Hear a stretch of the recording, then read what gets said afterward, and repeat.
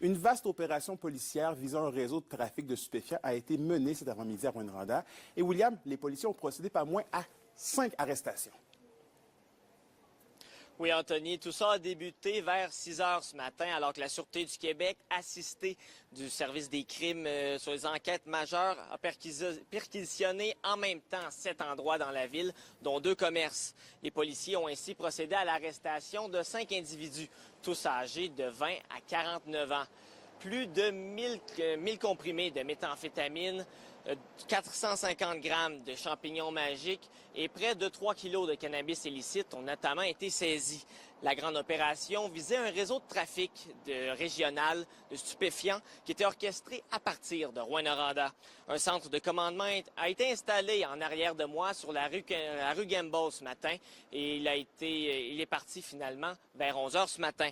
Voici la sergente porte-parole de la Sûreté du Québec, Nancy Fournier. C'est une enquête qui a débuté en avril dernier. Donc, on visait vraiment là, un vaste réseau de trafiquants là, qui opérait à partir de Rouyn-Noranda, mais qui opérait partout en région. Donc, aujourd'hui, on parle de 5 résidences ainsi que 2 commerces qui ont été perquisitionnés. D'ailleurs, les perquisitions sont toujours en cours. Il y a 4 hommes, 1 femme qui ont été arrêtés. Et William, 7 perquisitions en simultané, ça n'arrive pas souvent. Le tout a nécessité un grand déploiement policier, là.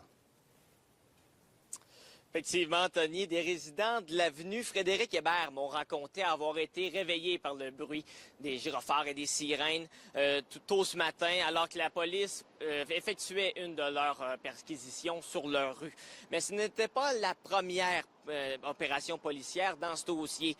D'autres arrestations et perquisitions ont été effectuées depuis avril auprès du même groupe criminel visé aujourd'hui.